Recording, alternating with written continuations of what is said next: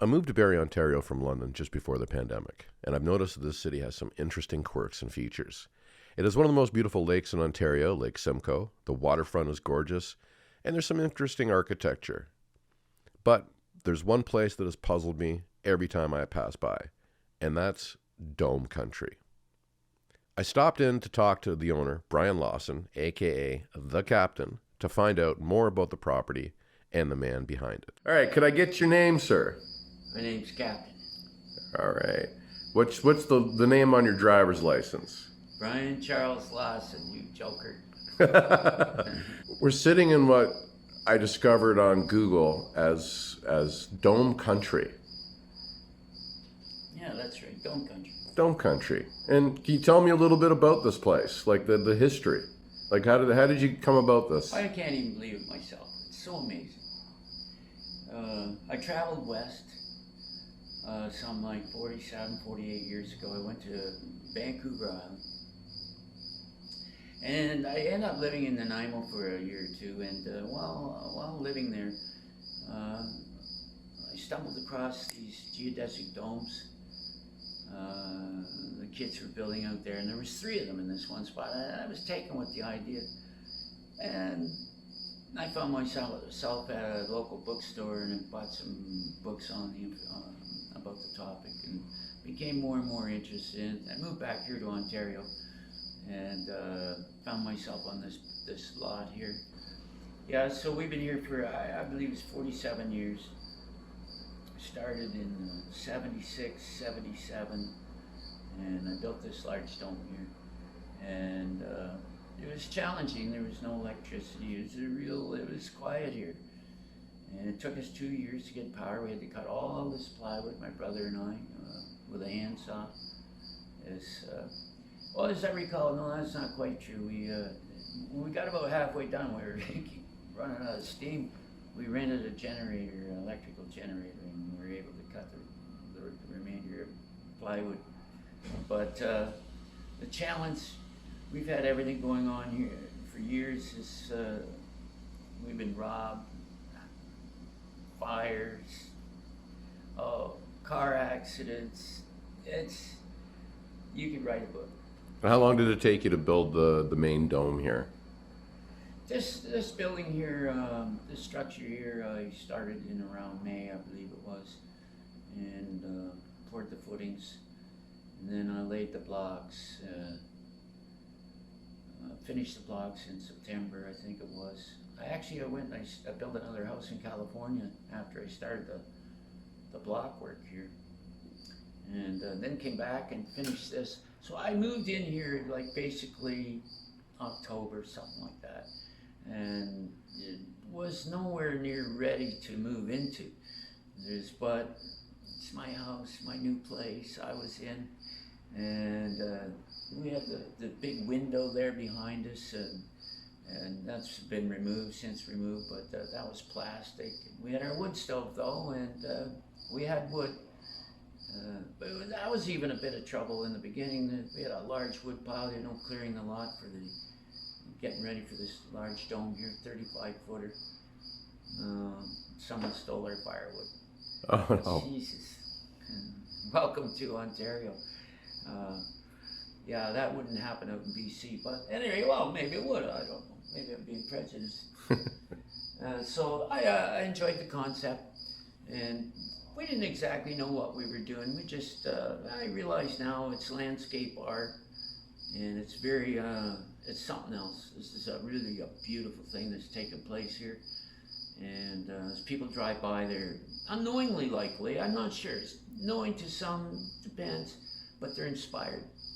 They're inspired because this is not like you see in other places. This is special. And it gives off a vibe. You drive by and you're gonna have a thought, for sure. And it's mostly good. We're in the middle of 300 acres of golf, which that's idyllic for some, and for others maybe not so much, but generally speaking it's pretty good.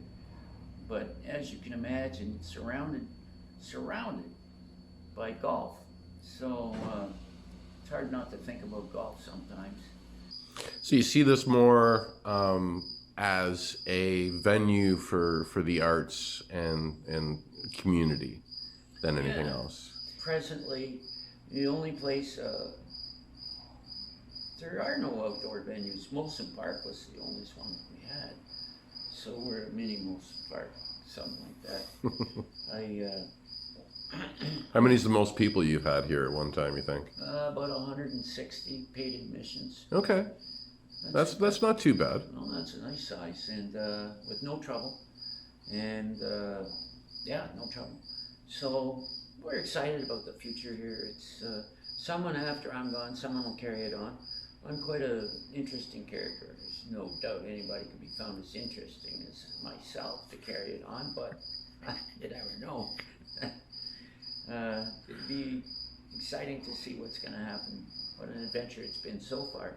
What are your rules here? Okay, so our strategy or philosophy is hard work, never hurt anyone. That's it in a short sentence. And then, well, there is a couple other rules, but no dogs allowed. Sorry.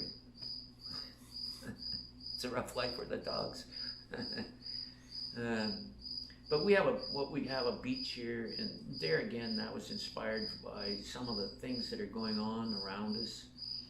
Most people aren't able to do anything about it, or just too complacent. So I went down to the beach with some relatives. Gonna have a nice day at the beach. Well, it didn't turn out that way.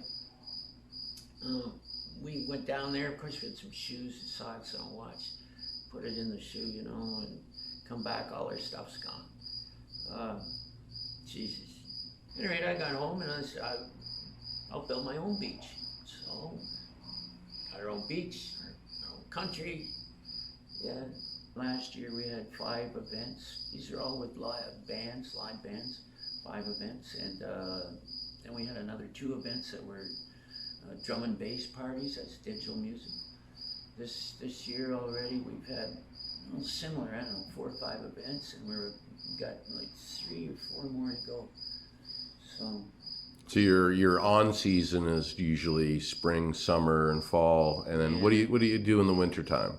Well, in the wintertime we found something happened that we didn't plan on, and I like it when stuff like that happens. And so what happens is there was the only place that you could rehearse, these bands could rehearse. It was in Newmarket. Well, you know, that's a good little drive from here. So somebody said you should have a rehearsal spot there. And so I thought about it. And so then the internet started developing, Facebook. It was easy to advertise. And so I did. Next thing you know, the bands are coming here, rehearsing all winter. But that was awesome. We were busy every day. And then COVID came and it all just stopped. It was amazing how it stopped. I couldn't believe it, but it did.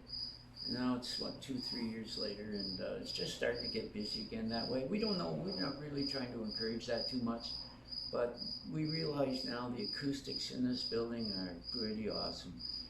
And I hate to confess, but sometimes when there's no one around, I find myself singing. Not even in the shower. Jesus, it's true. And so bands are attracted to that, and the high ceiling, you know, it's 22-foot high ceiling there. The feeling it gives you, this is grandness. You want to feel good? Be in a building like this. Right? You want to feel bad? I don't know. Go in an 8x12 room. Go to jail. Yeah. So it's been a lot. We've had fires here and robberies and all kinds of different things, but we've managed to ride out. It's all good. Especially good right now, you know, financially. You get this old, you get more stable. So, yeah, we had a nice party there, June the 20th. We're celebrating. Expect more and more of it as time goes on. Yeah, this cultural events situation here, it's a good thing for this county. I think they're just starting to wake up now. They've, in the past, some of these local governments have blackballed us, and unfairly blackballed us. I could see if we were reckless, but we're not. And there's never ever been any trouble here. So what do you see for the future of this place? Well, that's a good question. Yeah, we used to think that be able to automate the production of these buildings would be a good thing, especially, you hear all the talk about homeless and everything. But after some serious consideration, we don't think that's the way to go. It's too tough. These are pieces of art. It's not just everyone can build these things, so we tossed that idea aside.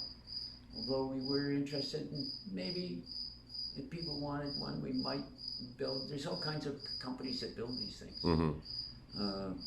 Out in California, I think they build 20,000 domes a year, but not in Ontario. It's a little different here. And the whole thing is like a sign. And, I never really looked at that.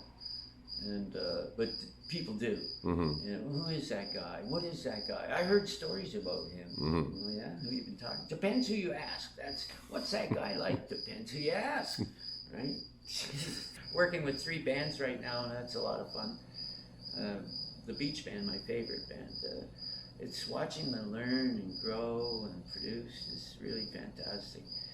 And these are people that, if you compare them with other people, no, I'm not wording that correctly. Some people sit at home and do fuck all, right? We're not. We're in our spare time developing a band and we're enjoying it. It's a lot of fun, and we got our own place to play. Like these bands, no one lets them play anywhere, but I do. So you'd like to see this continue as a place for arts and music? Yeah, to start too, that's an argument that I have. Maybe I shouldn't talk about that in an interview, but the local radio not getting on these ideas enough. But the reason they don't, there's some factor. Maybe it's experience, I don't know. But this is a fabulous spot, and we've been putting on shows here since 1993. Oh, by accidental. It started accident. I rented a room to a guy, and he happened to start playing guitar. And next thing you know, he's bringing these friends over. They're all playing guitar. And then there's a drummer. And next thing you know, holy shit, they're playing at the bar downtown. And it went on and on and on. That was 1993. Next thing you know, we had a name in the Barrie area as being a music spot, I guess. And, that guy rented the room off me for 3 years. It was pretty cool. And he played here this year. Right on. Yeah. Right on. It's nice to have friends that long. You're filling a niche in the community. Yeah. How come there isn't more places that serve the arts and music? Do you think it's dying? No. There's more music than ever. It's not dying at all. It's just that it's so difficult to. I would never have thought that this was going to go like this. I thought I was building a house. Mm-hmm. I thought I was going to have a family, kids. This is what I thought. There's nothing further from the truth. Are you kidding? It's rock and roll and beer and like the acoustics in here. It's so people love it. I had a girl coming in here the other day doing some cooking for me, and she said, I don't know what it is about this place. I just walk in here and I just love it. There's a feeling that comes over you. Well, it's the 22-foot ceiling. This is why churches are designed with the high ceiling, so that you go in there, you little wee thing in this big ceiling, you feel, oh, it's pretty good. Maybe I'll give them some money. Right? Maybe not. You guys got a social media presence. You got a Facebook page?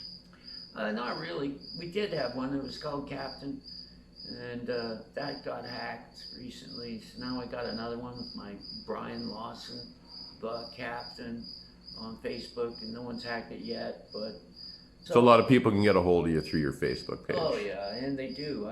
It's a growing list. To find out about events and things. Mm-hmm. And Facebook does a good job that way. It's a shame how we're all addicted to it. Jeez. I don't speak for everyone. Maybe I just did. Well, hey, it's got its pluses and its minuses, right? If you wanted to say something to the Barrie community, to come on down or whatever, about this place, what would you say to them? Well, it's a free and easygoing atmosphere, and we feature music and friends here, and just tune into my webpage and on Facebook and come out and enjoy some of these things. We are right now not advertising, but saying if you come out on a Sunday, it doesn't cost you anything. You can sit down and listen to our band, and there's lots of parking. And if you wanted to buy or bring your own beverages, or we have them here, whatever. It's convenience. It's not a money-making thing. Come out, do some singing. Do you feel like you're filling a tiny little niche that's not really being filled in Barrie? Yeah, all these. Okay, so now this band is rehearsing. These bands are rehearsing now. They're all what they call metal bands. I was never a metalhead. So well, we can't play anywhere. Every time we play somewhere, the police, too much noise. This is a blessing. That's a good question you're asking, because we're getting onto something here about why it is so unique. I already talked about it once, but there's no neighbors. The golf course closes at 7 p.m., so we open at 7 p.m. At 7 p.m., you know, the amplifiers go on, the guitars start up, and there's no one to complain. And people, we love it. And everyone that comes loves it. And people have been coming here for years, but we're sort of growing quickly now.